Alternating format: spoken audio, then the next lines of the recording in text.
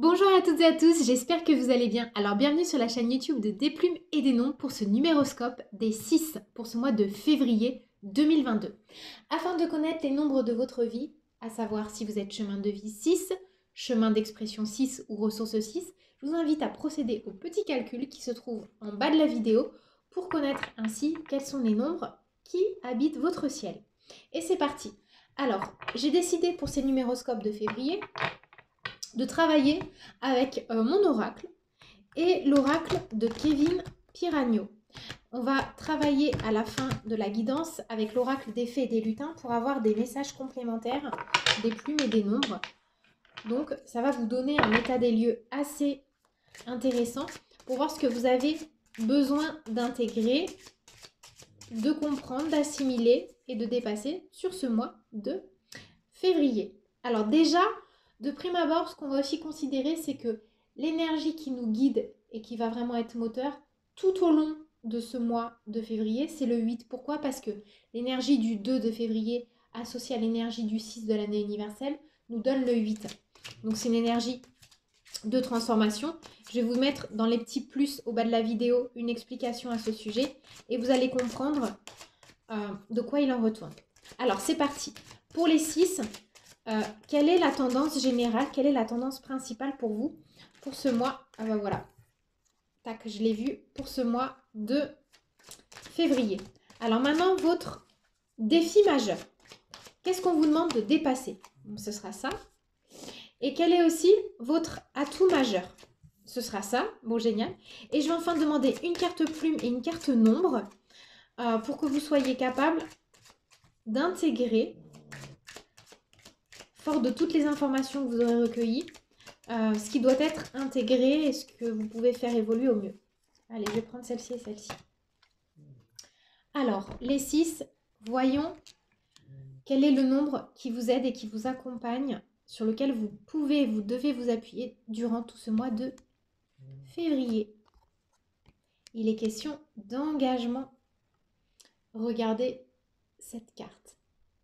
Alors, cette notion d'engagement, elle vient pas seulement me parler d'engagement amoureux, mais elle vient aussi me parler d'engagement dans vos relations professionnelles, sociales, amicales.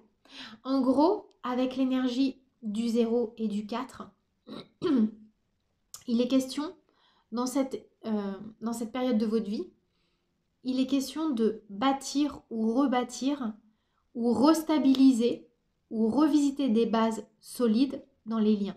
Et quelque part, le 40, comme on a le 0, donc l'énergie de la source, du tout puissant quelque part, on a l'énergie de la divinité, on va vous demander de vous concentrer sciemment sur ce qui vous a permis de vous unir et vous a donné envie de vous unir à une personne à un moment donné. Souvenez-vous en gros de ce lien originel. Souvenez-vous de vos liens d'âme à âme avec l'autre. Donc quand il y a des frictions, quand il y a des défis, quand il y a des petites problématiques, souvenez-vous de cette valeur d'engagement, pas seulement dans la matérialité, mais aussi sur le plan de l'âme. Voilà ce que ça vient nous expliquer. Maintenant, le défi majeur. La plume prune. Alors, la plume prune dans l'oracle des plumes et des nombres, c'est une plume qui va vous aider vraiment à dépasser, des énergies de résilience. C'est-à-dire que grâce à la plume prune, vous allez être capable de comprendre que vos faiblesses d'hier sont devenues vos forces aujourd'hui. Mais il y a encore peut-être un petit peu de travail sur le sujet. Il y a peut-être encore un petit peu de difficulté à dépasser cette notion. Parce que peut-être que vous avez été harassé, accablé par certaines épreuves qui vous ont fait perdre une forme de foi. Et la plume prune, en fait, elle vous demande vraiment de vous focaliser sur la capacité que vous avez à recouvrer cette foi. Elle vous demande vraiment de ne pas laisser tomber cette force de résilience qu'il y a en vous. En gros, votre défi, ça va être de vous dire, regardez, avec toutes les épreuves que vous avez vécues jusque-là, vous êtes toujours debout. Et donc de ne pas vous accabler sur le sort. Il est là votre défi principal.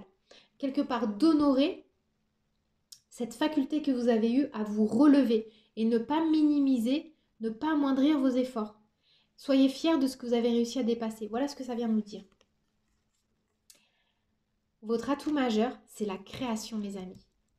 Cher 6, c'est génial en plus pour vous parce que la création, le côté artistique, créatif, c'est vraiment un domaine dans lequel vous êtes quand même plutôt à l'aise. Vous êtes plutôt maître à bord. Donc là, votre atout majeur pour ce mois-ci, ça va être toutes ces idées ingénieuses qui vont venir vous traverser l'esprit et que vous allez peut-être rapidement concrétiser dans la matière. Ça peut être par exemple aussi découvrir des activités créatives en famille, faire de la cuisine ou peut-être se remettre à peindre des tableaux. Peut-être que pour Noël, là, vous avez eu des tableaux ou des choses pour apprendre à peindre, à chanter, etc. Ou vous avez peut-être eu un instrument de musique ou du matériel pour les loisirs créatifs. Et là, cette semaine, utilisez ça. Ou faites-vous ce cadeau.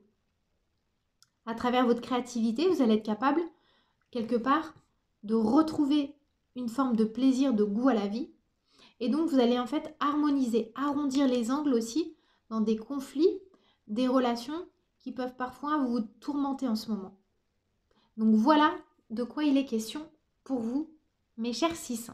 En atout majeur, c'est plutôt intéressant parce que ça nous parle aussi d'activités ludiques, de loisirs. Et du coup, ça vous permet de couper un peu avec un quotidien qui vous accable. Donc c'est plutôt sympa. Et maintenant, on va regarder ce sur quoi vous pouvez espérer évoluer, voir venir les choses, fort de toutes ces connaissances.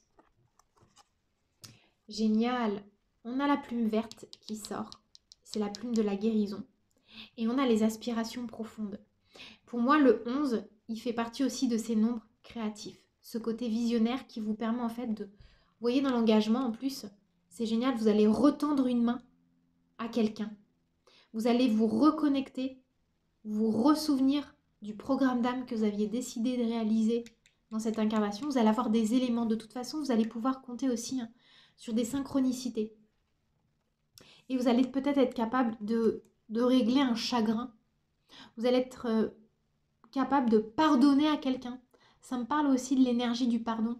Mais de toute façon, les 6, vous avez cette capacité parce que vous êtes des êtres relativement sensibles et qui prônent de toute façon l'amour et l'harmonie.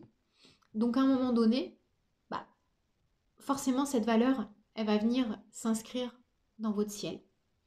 Et les aspirations profondes, ça me parle aussi vraiment d'une volonté de progresser pour soi-même, mais pour après aider l'autre à progresser aussi, l'aider à dépasser certains de ses travers. Il est vraiment question de ça pour vous les 6. Ça c'est chouette, ça c'est intéressant. Et ça vient aussi mettre en lumière votre capacité quelque part d'écoute et une grande force surtout d'adaptation. Vous allez être capable de vous adapter à votre entourage. Et ça, c'est plutôt pas mal du tout. Alors, je vais terminer cette lecture avec l'oracle des fées et des lutins de Kevin Piragno. Alors, vous voyez, à la coupe, on a le lutin farceur et l'ami fée. Donc, le lutin farceur, il vient aussi nous parler quelque part de mettre un peu de rondeur, un peu de candeur, un peu de rire, un peu de légèreté dans vos rapports pour dédramatiser peut-être certaines situations. Alors, c'est parti. On regarde ce que l'oracle des fées et des lutins de Kevin a à nous dire pour vous, les 6, ce mois-ci. Et je vais demander 2 cartes. Si elles ne sautent pas, je les piocherai. Allez, ça va peut sauter. Hop, je vais prendre celle-ci et celle-ci.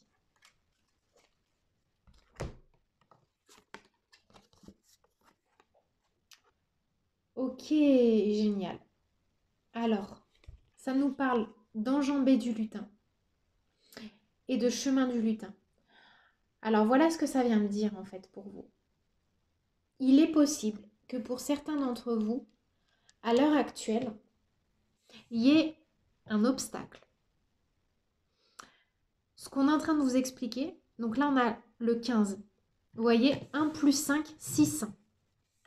Donc il y a peut-être des obstacles au niveau de la famille, au niveau du relationnel. Et pour l'instant, vous ne savez pas trop à quel sein vous vouez. Donc souvenez-vous, essayez de vous poser cette question. Qu'est-ce qui dans ma relation à l'autre peut m'aider à dépasser une problématique de vie pour moi et pour lui?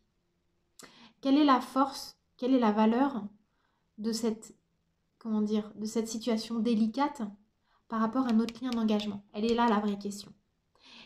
Et ce qu'on vous dit, c'est que quelque part, le chemin, il est tout tracé. On parle aussi du chemin du lutin. Et vous avez la faculté de traverser ce précipice. Même si ça vous semble abyssal, que vous avez peur de tomber, de sombrer, vous avez la capacité de prendre votre élan et de le traverser. Le chemin n'est pas fini, il continue. Et ça fait bel et bien partie de choses que vous aviez programmées à l'état d'âme, de choses qui doivent être dépassées. Et voyez là, j'y vois même un peu un animal totem, on a le lapin. Et pour moi, le lapin, c'est celui en fait qui est un peu prolifique, qui aide à progresser, qui redonne une forme de fertilité à nos projets, qui remet un peu du peps aussi dans les relations. Donc il est question de ça. Vous avez la capacité de dépasser un obstacle, une situation, et de toute façon, cet obstacle, cette situation fait partie intrinsèque de votre cheminement, de votre chemin, de votre lien d'engagement, et vous avez tout à y gagner à prendre un peu de recul pour prendre votre élan et dépasser et sauter ce fossé. Voilà ce que ça vient me dire pour vous les 6. Je vous embrasse, je vous dis à très bientôt et j'espère que cette guidance vous aura parlé. Bye bye!